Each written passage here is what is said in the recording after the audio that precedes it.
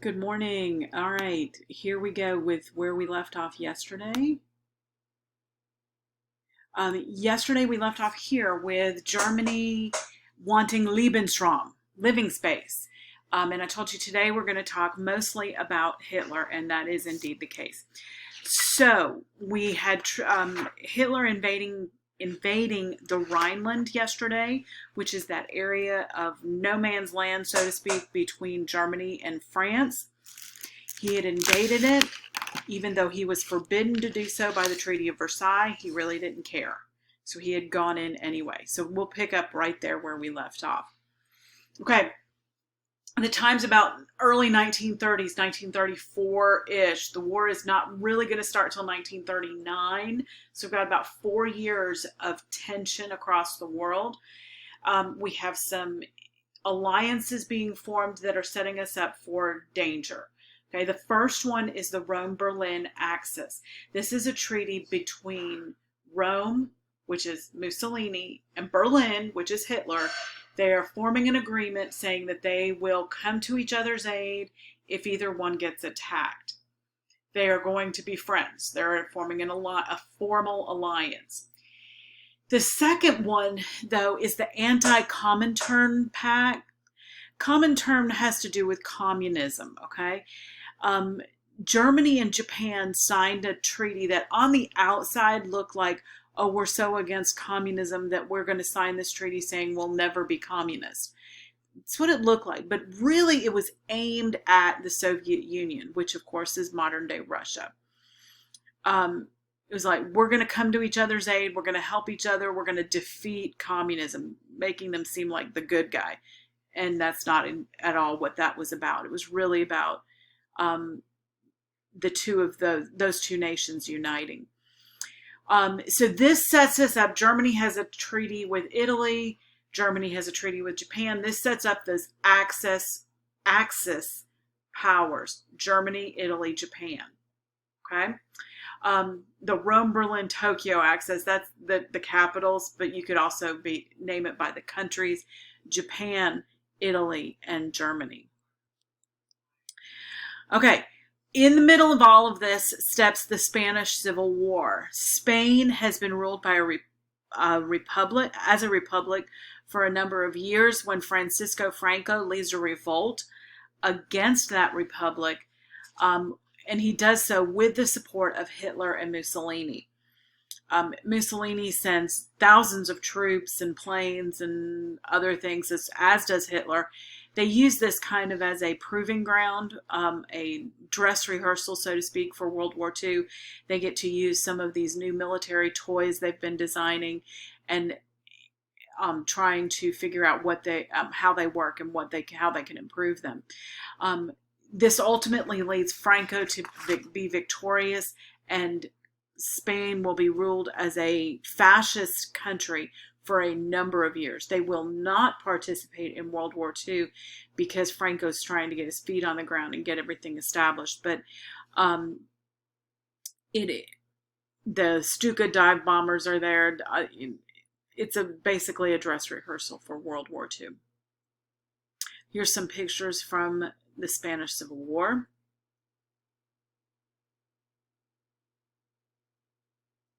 Just very, very sad.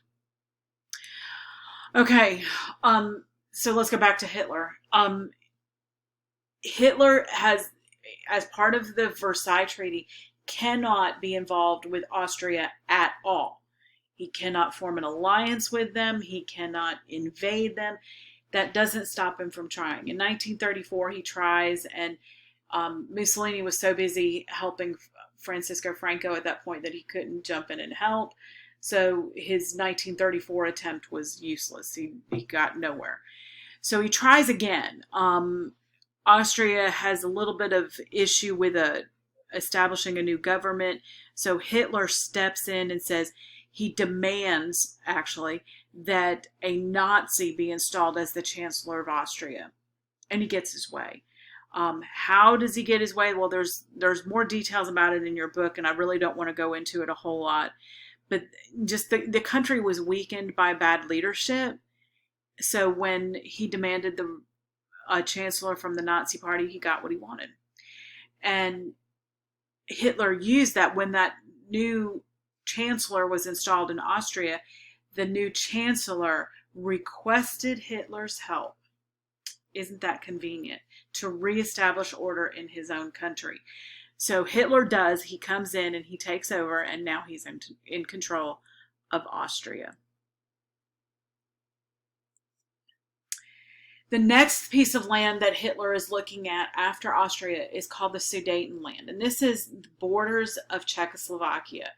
Now, the country of Czechoslovakia does not exist today on a map, so you won't find it. You'll find the Czech Republic, and you'll find the country of Slovakia. That's what those two countries together make up what was Czechoslovakia. But the Sudetenland was an area that was predominantly populated by Germans. Had a lot of German citizens there, and they were happy, they were content, the government was strong, the economy was strong, they were doing okay. Until Hitler sends in people to make them discontent, to spread lies, to spread rumors, that kind of thing, and make them discontent with what they had. So the Sudetenland, he wants to take over control of it. Neville Chamberlain, who is the chancellor, he's not the chancellor, he's the prime minister of England. Write that down. Make sure you know it. The prime minister of England. He comes in and talks with Hitler, and he's convinced by Hitler for some reason that the Sudetenland will be the last thing Hitler wants.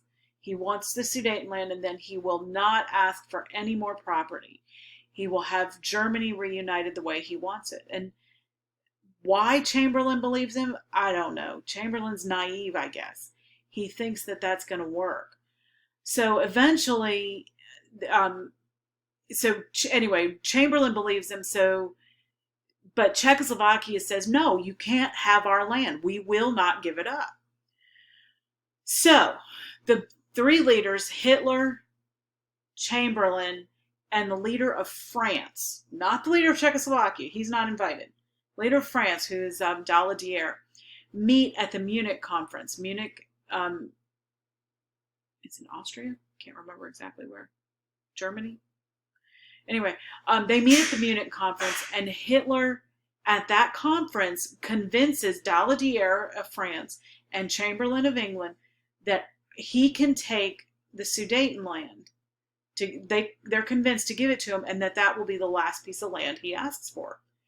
So Chamberlain and Daladier really feel like if we don't give in to Hitler, we're going to start World War II right here, right now.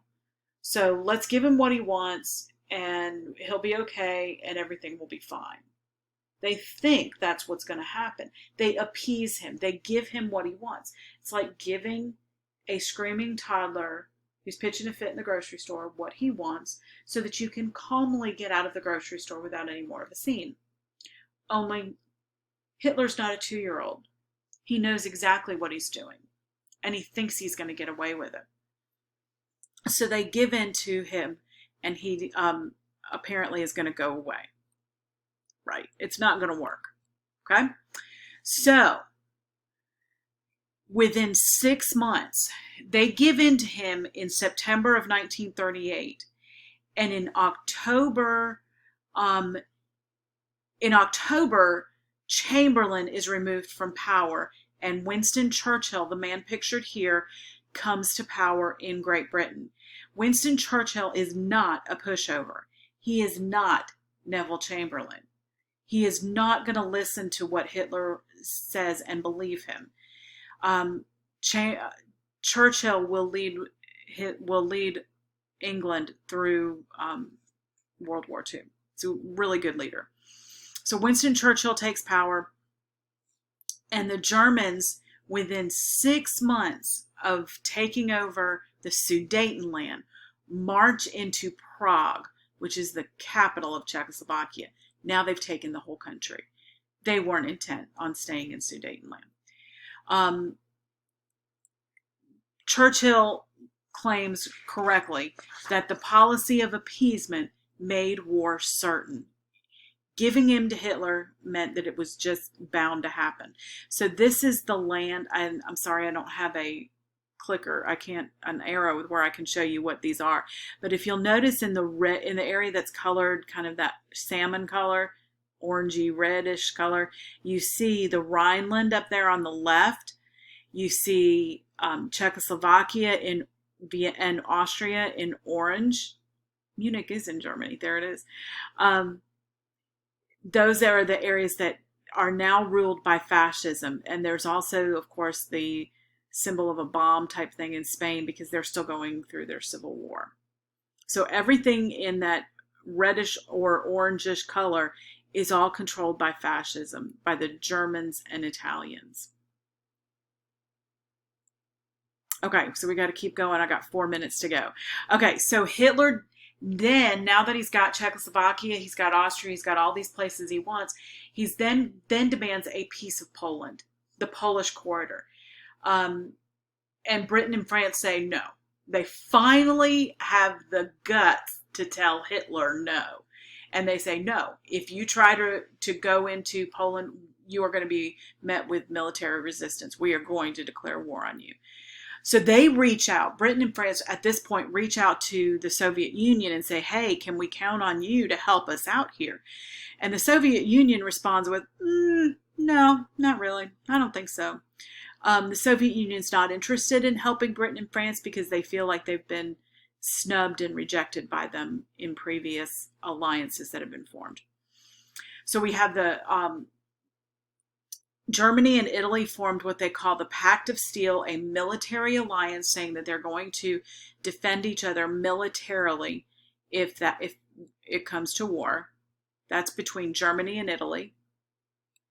And then, shocks the world, Germany reaches out and embraces the Soviet Union. Remember, fascists don't like communists, but they do this. And what they do is they form this non-aggression pact where they each say, we will not attack each other for 10 years.